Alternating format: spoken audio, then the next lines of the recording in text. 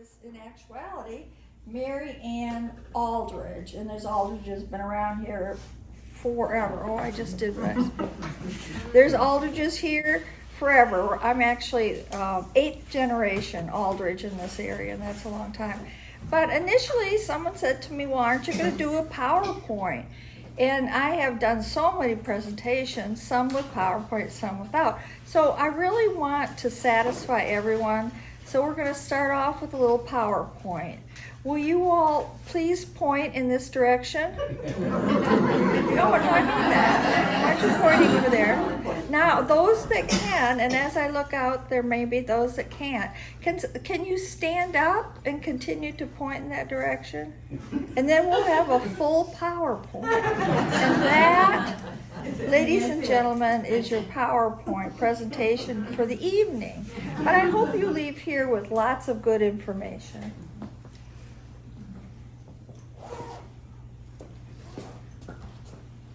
You ready for me to get started? I thought you were started there. That's my pre-start. Okay, well, obviously this is Mary Ann Aldridge, and welcome to you for coming tonight. We enjoy having you here. If you do not have a membership form and newsletter, there's some right there. We always have our donation jar, of course, available, and there are some of the walking tour folders there too. For the walking tours around the plaques around town. Mary Ann and Linda Forwork and a whole group of people are really involved in the genealogy group here. We're very excited about that, and we look forward to someday being able to have more of a genealogy area here in the new library, because right now they have to sort of schlep over to the old schoolhouse when it's open and so on. So Mary Ann, go for it. Thank you. All right. Well, it's so nice to meet a lot of tophophiliacs. Do you know what a tophophiliac is? I know I am one. Anyone? Greek word topho, meaning grave or tomb or funeral. Philiac meaning I love it. So, we're grave lovers, right? My name is Elizabeth. They call me Liza. Or Eliza, Edie Aldridge, and I am Mary Ann Aldridge's great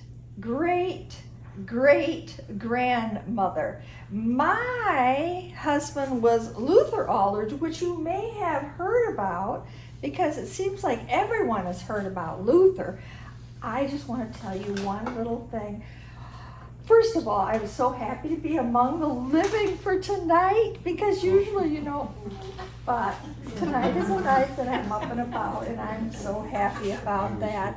But Luther was my husband, Luther Aldridge, and he was well known, played instruments, and he had a great old time. And when that poor man died at 46, he had almost a whole half a page in the newspapers all around about how wonderful Luther was.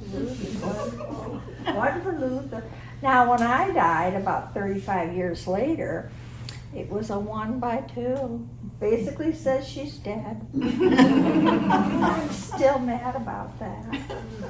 But to return to today's topic about how much we love cemeteries, what other animals, could someone tell me, perhaps Linda could tell me, what other animals on earth bury their dead, honor their dead, prepare their dead, and bury their dead?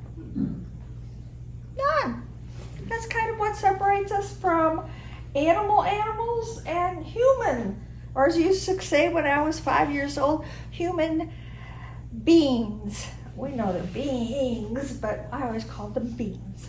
So, yes, there is no other animal that does that. And how long have human beings been taking care of their dead people? For as long as we have any kind of record at all. Some of the very early archaeology is of memorial tombs and graves and other accoutrements that would go around a funeral.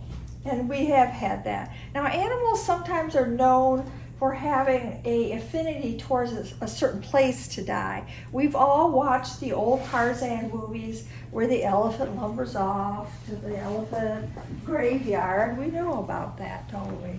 But there isn't any other animal that takes care of their dead like humans do. And we have, as I said, for basically as long as humans have been around, they have cared for their dead. Now, how have they cared for their dead? Sometimes a culture is that they are going to, like the Egyptians did, if someone of prominence died, they were eviscerated, which means all their inner stuff was taken out.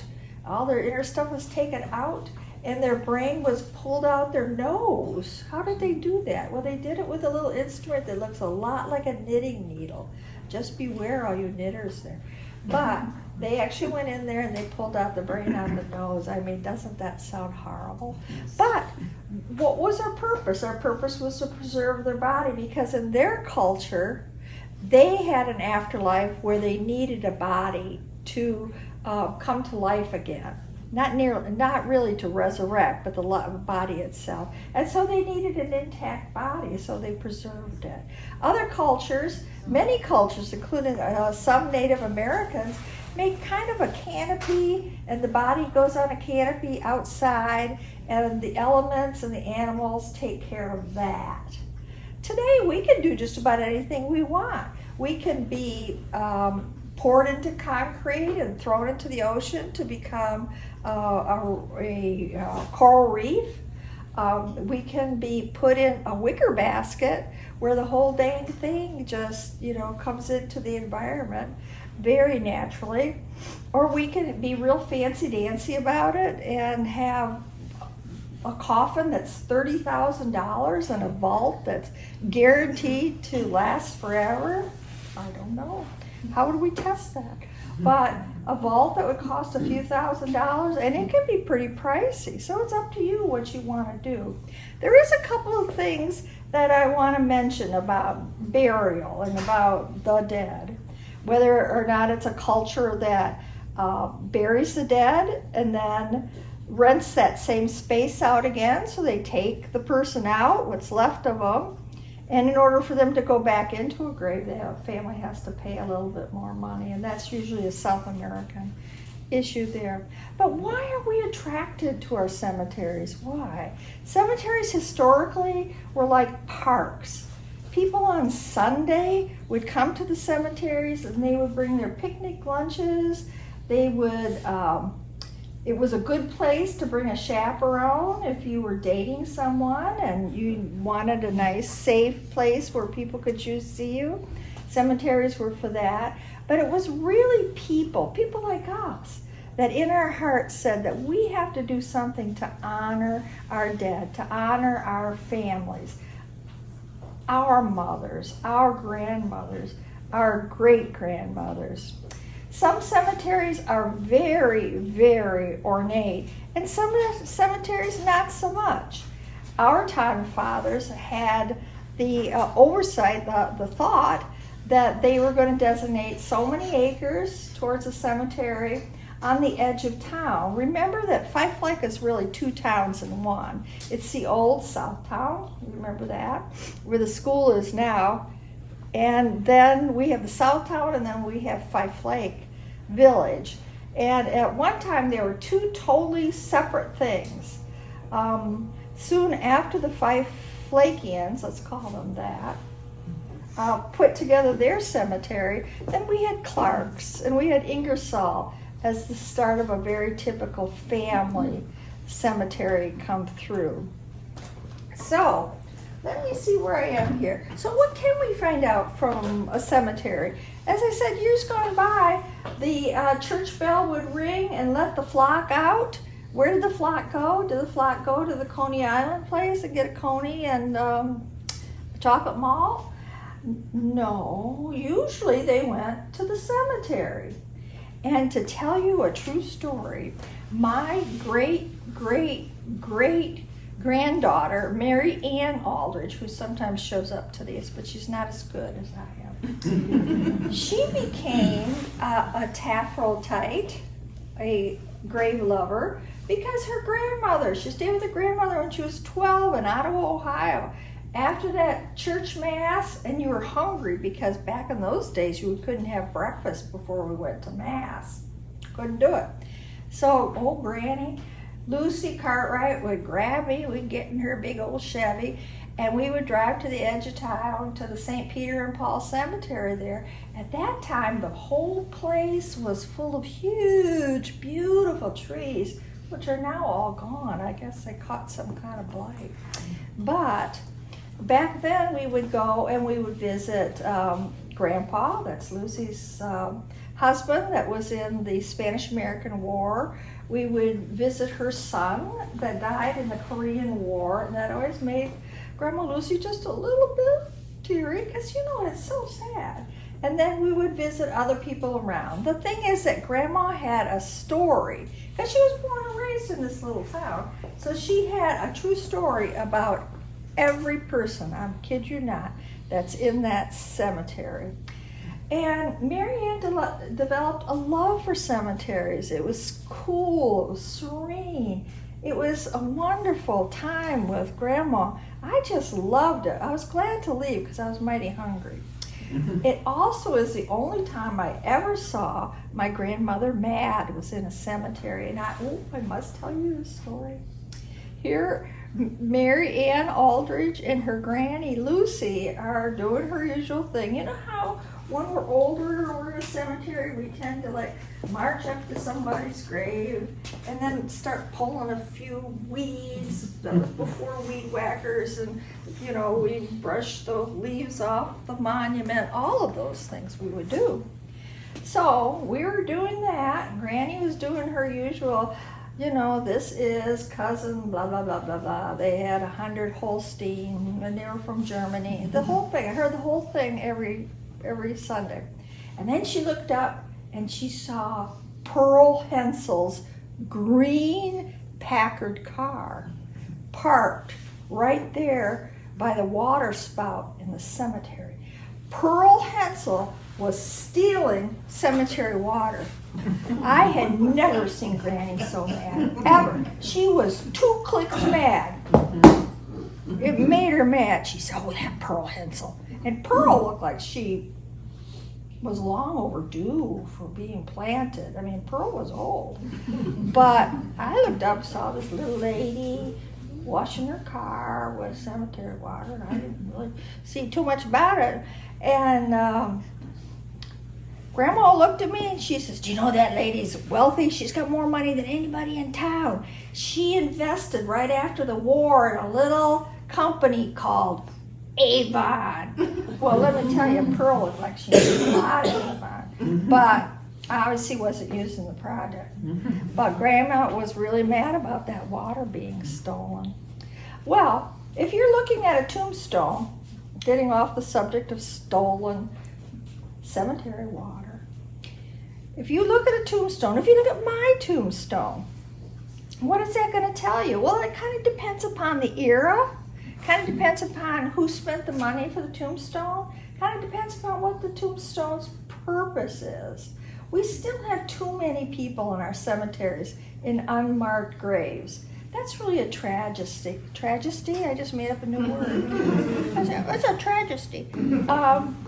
It's not a good thing because all human beings deserve to have some sort of monument for them. I know that I have a cousin, her name is Linda Forwick, and Linda, if she finds a friend, foe, or family that does not have a tombstone, she's going to make sure that person gets a tombstone.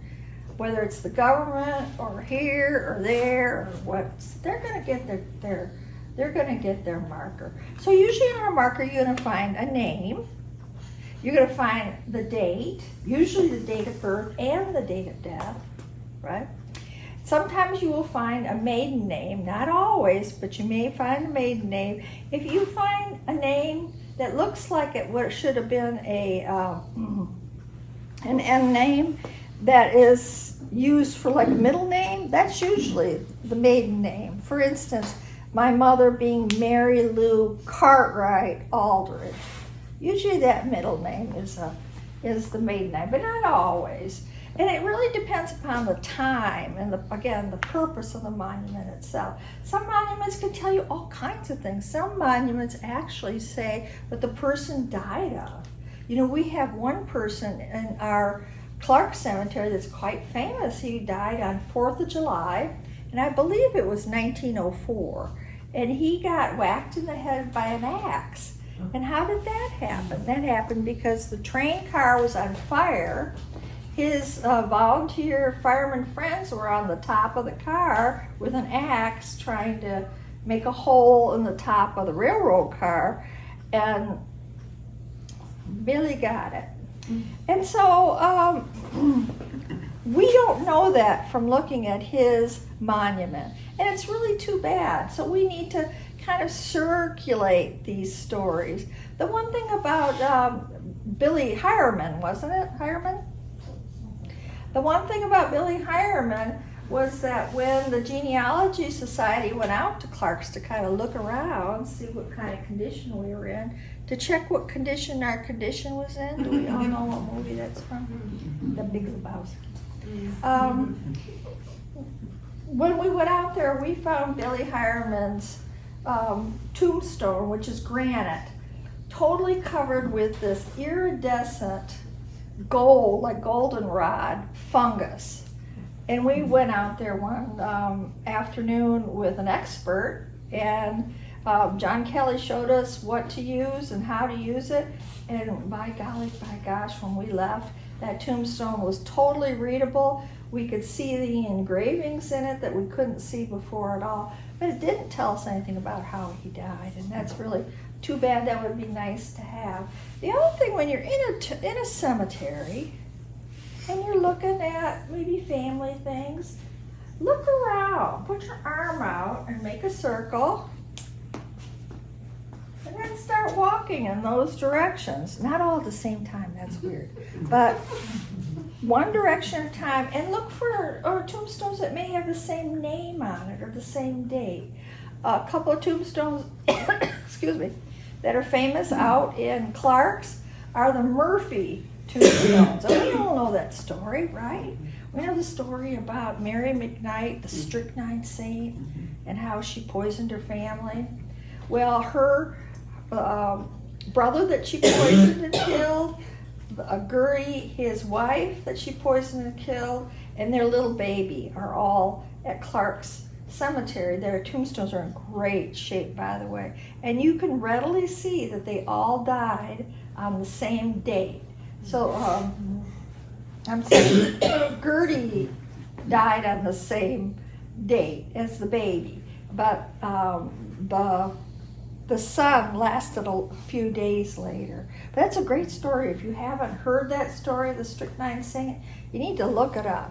It's anywhere, including on the internet. I am going to take questions at the end. I'm not absolutely sure I could answer them, but I will try. What about babies? What do we know about people during that time? They had more kids than the law should allow. Well, that's true, isn't it? My great aunt, Betsy Seaman from Drummond Island, they ended up with a total of 16 children, which was not unusual for the mid-1800s. When her husband died, when Daniel died in 1863, she was left with 8 at home. But why? Because so many of these young babies died early in life. And to have children that would help you on the farm, that would in many ways help the family, they had to have a lot of kids, and by gosh, they did. Sometimes you will see next to a family group, you will see that a baby and a mother died the same year or even the same day. What does that mean? That means that she died in childbirth. And I am not kidding you, I'm not pulling your hose, but I read somewhere that about 1855 that 50% of the births in this country, now that was a long time ago, it's before antibiotics and before anesthesia, before any of that, before IVs, that 50% of them ended up with the death of the baby or the mother or both. Now, I don't know about you, but that 50-50, that doesn't sound like a very good odds. Like, honey, let's have a child. Let's not, okay? 50-50, that's a lot. So we can find that out by graves around. Sometimes people were so indigent, they were so poor money-wise, a lot of bartering took place at this time, that someone would have a stillbirth, or they might have a premature baby that didn't make it. And sometimes these babies were just put in a hat box or a shoe box, and they were buried on the property, weren't they? I know that somewhere under some apple tree is a tiny Aldridge baby that in the mid-1800s came out. I find cemeteries so serene and so calming, so peaceful. I just like strolling through there. And it is a great place to kind of give perspective to your own life. Because where else can you see mom, dad, grandpa, grandma, great-grandma, great-grandpa, great-great-grandma, great-great-grandpa, all together in the same place and not fighting over the food. It's just amazing. But it is. When I go to those family cemeteries in Ohio, I just think of the most wonderful meals that my great-grandmother would make. She was such a good cook that when President Grover Cleveland was in town in Lima, Ohio, they asked her to come and make him pies. Now, I think that's pretty darn special. My great-great-grandmother, Wilhelmina Beutler, made pies for Grover Cleveland. I think that's pretty good. We talked a little bit about maiden names. What other kinds of things can you find out from your sojourn into the cemetery? You can often find out whether they belonged in organizations. And 100 years ago, 150 years ago, you really depended on your neighbors. And sometimes you depended on your neighbors for your life. I mean, you did. If there was a disaster of some sort or something would come up and you would need help, you would run to your neighbor. Because believe me, dumb phones and smartphones and all of that were not available. Although, that's a whole other talk about that. We'll just let that go. But you needed it. And that was kind of the era where people got together in clubs or fraternities. What are some of the local ones here that may have been here 100 years ago? Rebecca's. What others? Oddfellows. Woodsman. They have Grange Halls everywhere. Pardon? Grange Hall. Granger, yes, yes. The Maccabees were here too. Pardon? Maccabees. Yes, Maccabees, that's correct. So I mean, there was all of these groups that were getting together for camaraderie and for entertainment purposes. They often had bylaws and they often had mission statements to do. Most of the mission statements were things like, I'm going to do better for the community. Well, that's pretty broad, but that's kind of what it was. And you can find that from the cemetery stones often. It's often in kind of the emblems that you're going to see in those cemetery stones. And sometimes there is little brass markers. Like if somebody has been a veteran, you may find a flag holder. And that flag holder for somebody in World War I is going to look different than somebody from the Civil War. I put together some information about my neighbors with me being Elizabeth Aldridge, so that means other planted people in Clark Cemetery. And I was surprised to find out that there was about 16 veterans there, including a handful that had been wounded in battle. So, we did our share from Civil War up. I don't think we have anybody in Clark's anyways, we may in Fife Lake, that was a veteran of the Revolutionary War, but we may have. Does anybody know? We need Craig here. He would know whether we had, I don't think we do. I don't think we do. So that would be pretty that would be pretty unusual. And I did find out that someone in my family, way back when, in Vermont, was a veteran of the Revolutionary War. And I was happy to see that because my ex-husband's sister was always teasing me and saying, I can be in the DAR, I can be in the DAR, and you can't. And then one day, and this is a true story, I looked at her and said, well, you can be a DAR, but I'm a DID. Pause. She says, what does that mean? And I said, daughter of an Irish drunk. True that. What are Aldridge known for? For being good people, as are the Kellys and the Bergies and all of the rest that have been here for a long time. But we do, just like a lot of folks, have this tendency to party hardy.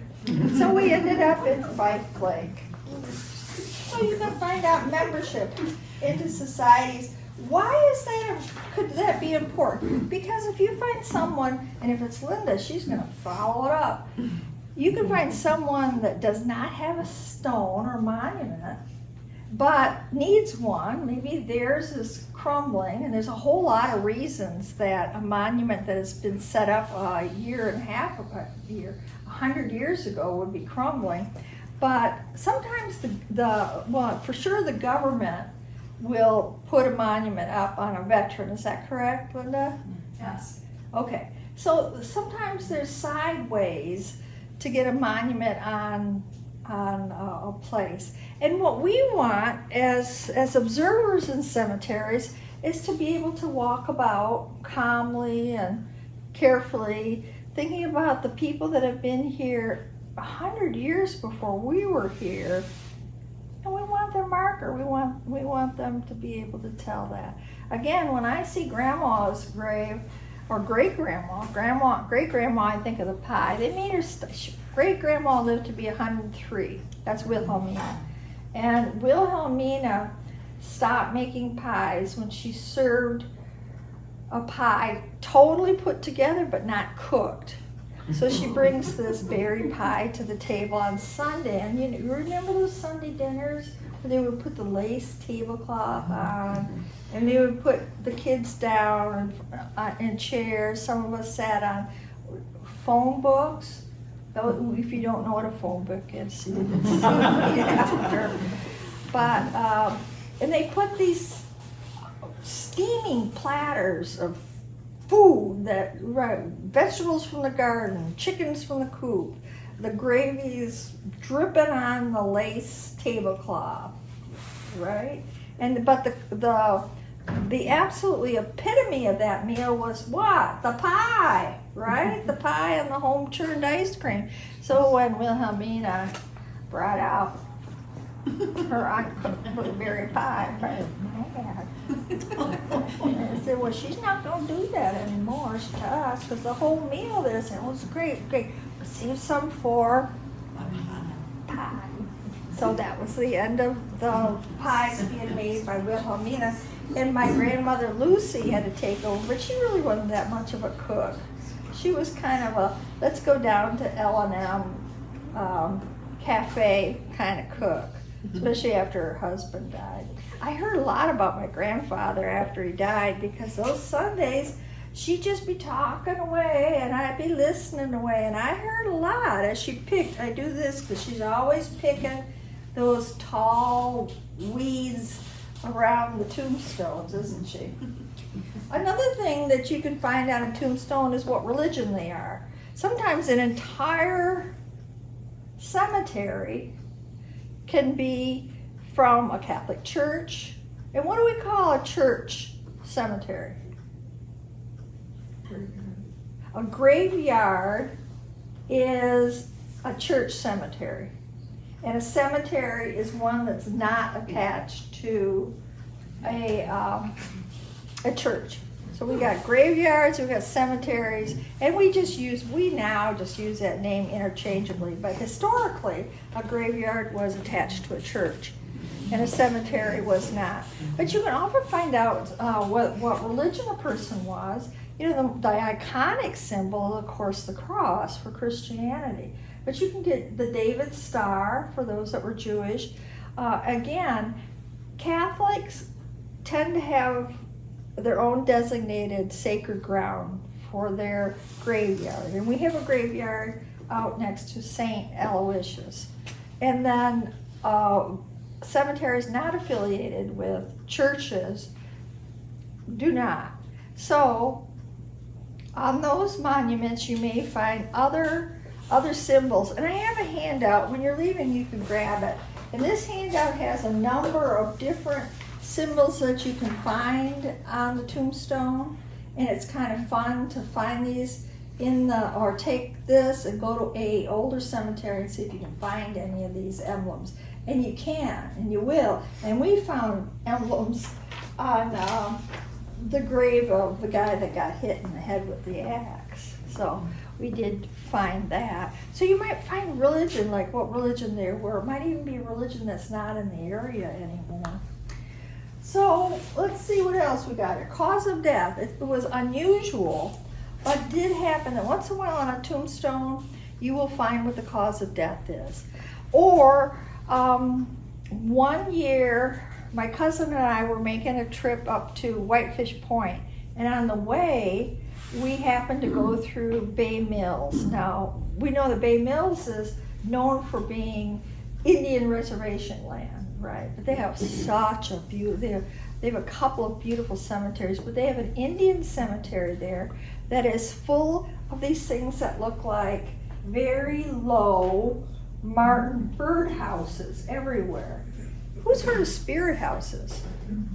Spirit houses, the Native Americans in this area, which are the Ojibwa Ottawa bands, their belief is that they cover the grave with some kind of edifice. Again, they often look a lot like birdhouses, and they're low, and they're usually made of wood. I've never seen anyone that wasn't made of wood. Sometimes they're painted bright colors. The Native American cemetery in Bay Mills, the spirit houses some of them are colored quite brightly. And historically, they don't remove those. They just let the house fall into disrepair and become no more. They usually don't come back and get those, but their thought is that they feel that the spirit needs to take as much time as it wants to transition to whatever next life there is. And so they make these little houses, and sometimes they put food or trinkets or a blanket for their loved one in that. Sometimes they don't. Often they put corn being a staple of the diet. And they allow the person to hide in the spirit house as long as they need to, or they could come out at certain times and then go back into the spirit house. Native Americans, like many people, many cultural people, have certain restrictions on their burial grounds. For one thing, it's not open access to everyone. If you are a non-native, you often are not the most welcome in their sacred land, the sacred ground of their burial ground. The second thing is that they really prefer no one takes pictures, photographs. To them, that is something taking, we all have. We're all guilty of that, taking pictures. And sometimes we do stuff like that, we don't even know. But it is a respect, and they feel that capturing the image on the photograph gives the person that took the picture power that the Native Americans don't want to just give us. But in this little town, not town full of birdies, but this little burg, Bay Mills, they have up on the hill, up looking over the Bay area, they have a beautiful cemetery. And about in the mid-cemetery is this beautiful patch of land with a white picket fence all around it. And just one or two markers there, but it is from the shipwreck that happened in their bay about 100 years ago. And these sailors, totally frozen in blocks of ice, came rolling up on the shore. And as they would roll up on the shore, they would take them and bury them within the confines of this fence. And there is a little story about the shipwreck and the sailors that are there, which is kind of cool. And actually, that's pretty much the same thing that happened to the Titanic survivors. If you ever want to take they call them tombstone tourism, and you want to go to Nova Scotia to see the 2 cemeteries where Titanic survivors are buried, all of those survivors came rolling up essentially in a ball of ice on the shore, and then were buried locally. But they're, let's talk about tourism. Let's talk about some famous cemeteries. Anybody want to throw a famous cemetery out? Arlington Cemetery. I've not been to Arlington yet. I don't know about that. I can get very overwhelmed. I think if I was there, and who's been to Arlington? What was your impression? It is huge, and there's so many people, and there's multiple funerals a day, I've heard there, and. How did you feel? It is overwhelming. It felt overwhelming. It really did. Okay. Yeah. I think that I would be overwhelmed at Arlington. I tend to do that. But, because when you would see uniform monuments in all directions for as far as you can see, and that these are all veterans, it's pretty impressive in lots of ways. One of the cemeteries I was in, it's been a while though, is where Abraham Lincoln is buried in Springfield, Illinois. And the story about that is, you all know that Abraham Lincoln was shot in Washington, D.C. And he was on a funeral train. He was one of the very first presidents to ever be embalmed. Because you know that embalming came about during the Civil War, where the military needed some way to send Johnny Goodshoes back home to Fife Lake and be buried in Fife Lake without decomposing on the way. And so they came up with different formaldehyde and different solutions, but it was a military deal. And then they started embalming the soldiers right there on the field. They had a tent. But President Lincoln was the first president to be embalmed.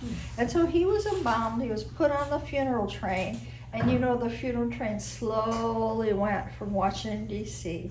to Springfield, Illinois. He was re-embalmed about 5 times. He had morticians with him on the train, because many times they would stop and they would bring Abe out. Well, not out of his coffin, but they would bring his coffin out. And Abe would lay in state for a day or two in the cities that they would go through on the way. But by the time he actually got to Springfield, I have read that he essentially was mummified, that he essentially was pretty embalmed. So initially, Abraham Lincoln was buried in a family plot in a cemetery in Springfield, Illinois, and then the townspeople decided that they really wanted to build a good-sized monument to him. And so they did. They built a very beautiful monument to him. It's huge. The story is that as we were traveling along and I was seeing Abraham Lincoln's tomb this way, I want to see that. But for some reason, I didn't have the idea that he would be buried in a cemetery. Now, where was he going to be? I mean, was he going to be at a roadside stand? I don't know. But we got there, and it's one of those, he is entombed in a building that looks like a mausoleum. And as you get in, there's one way in and one way out. You kind of go in and you shuffle in and you go by a coffin. I doubt that his body is in it, but you go by a coffin, and then you realize on the sides of you are like where they had interred his wife, Mary Todd, and the children are all there. But I know I was under that. It's kind of like under a hill, and I was getting that creepy feeling that sometimes you do, like, I don't think I want to be here. It was a little bit on the creepy side for me. But how about Highgate in London? Who wants to go there? That is where Dickens is buried. Oh, lots of people are buried at Highgate. And it is a very interesting.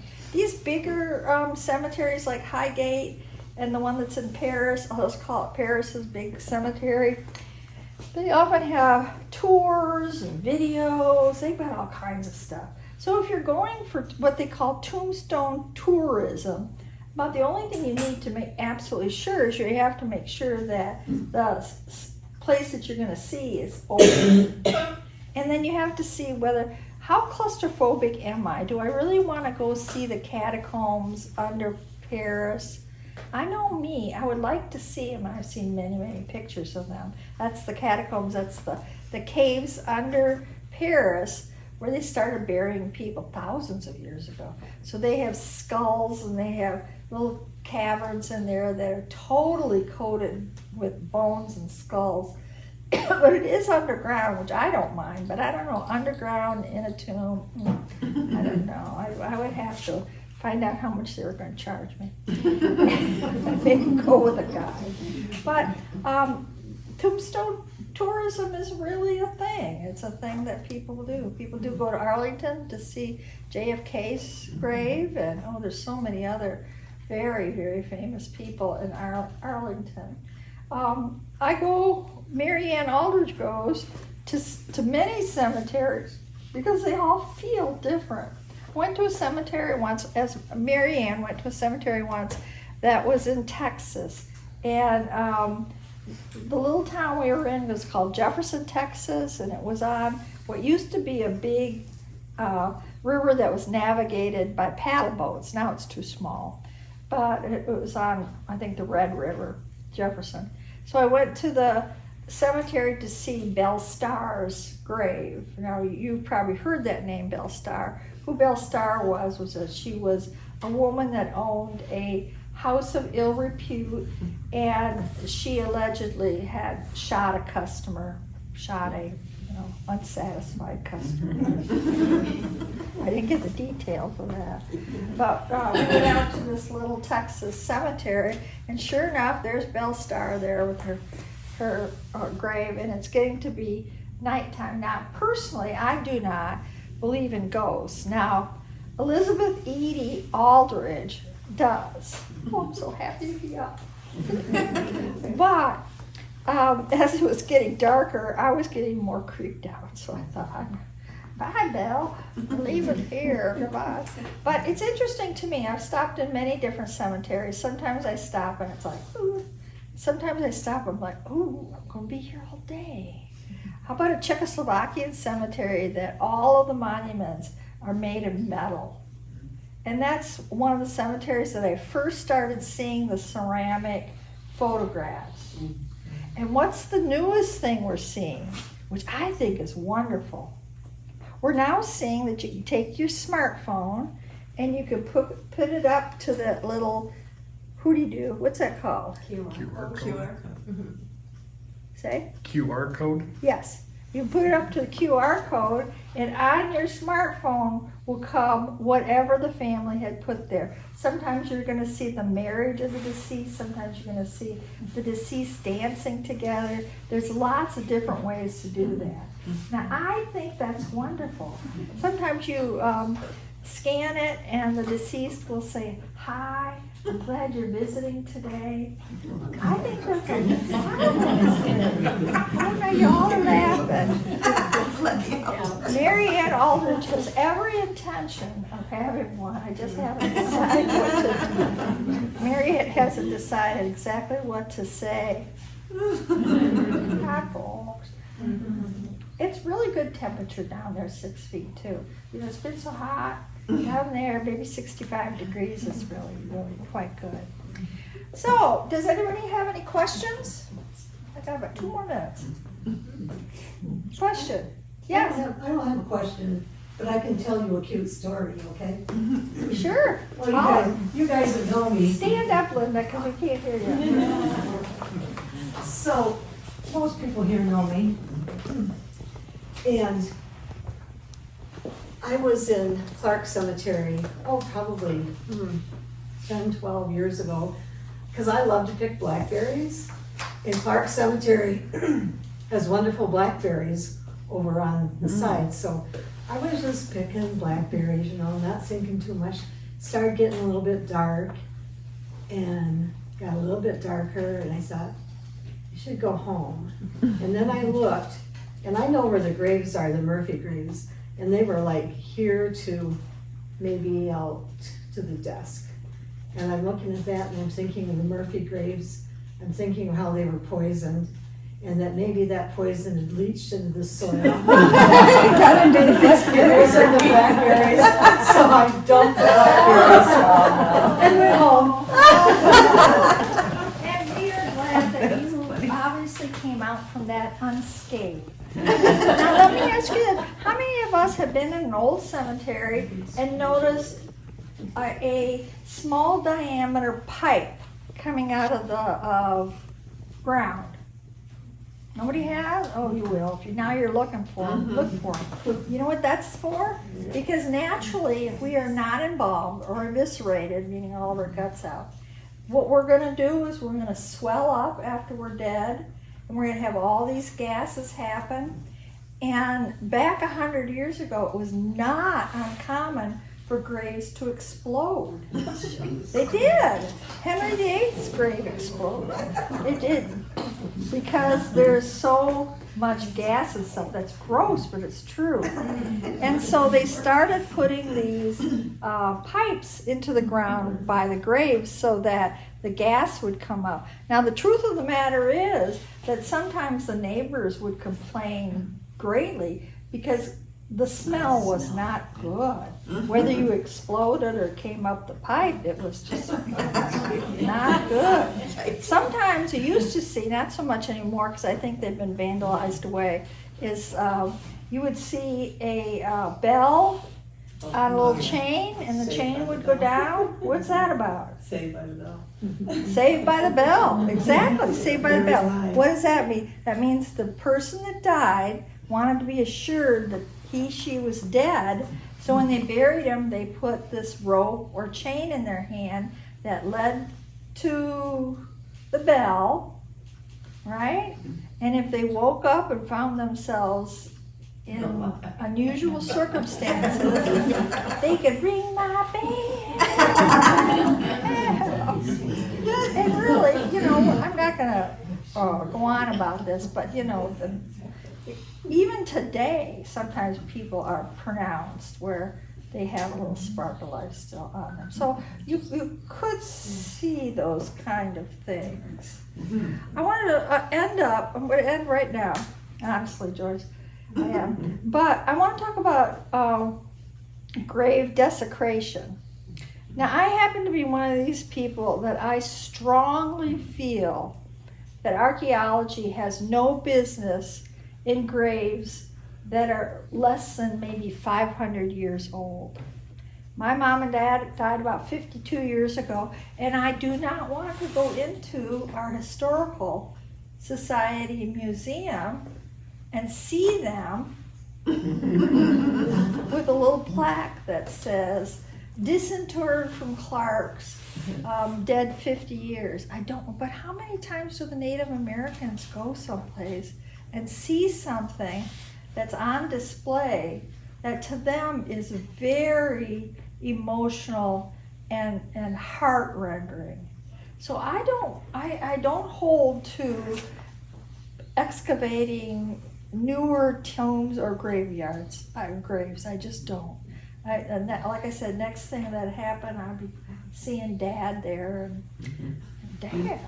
But you know, I think that calls for us to look deeply within ourselves and say, you know, what's sacred to someone else, we should hold by. We should respect what they feel is sacred. Even to us, it may not seem sacred, but it should. So I call that desecration of a grave. If they're going to go and into these Indian mounds and they're going to take the artifacts out, the artifacts are about 500 years old or so, and then put them on display.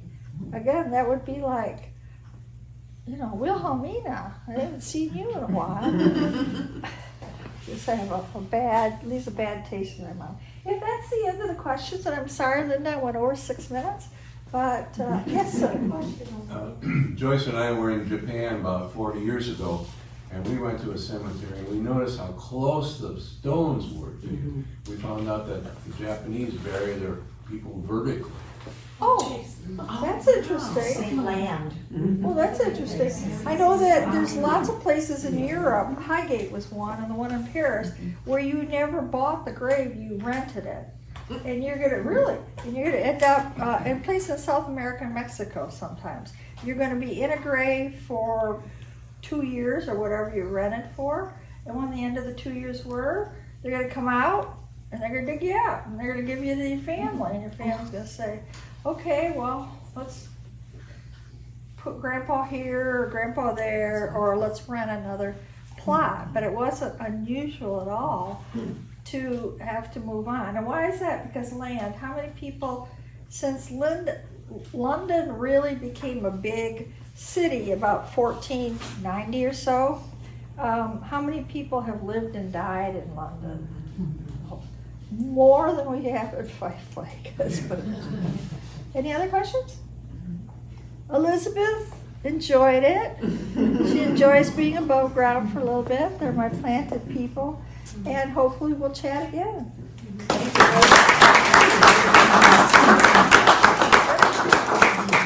Handouts if you'd like them.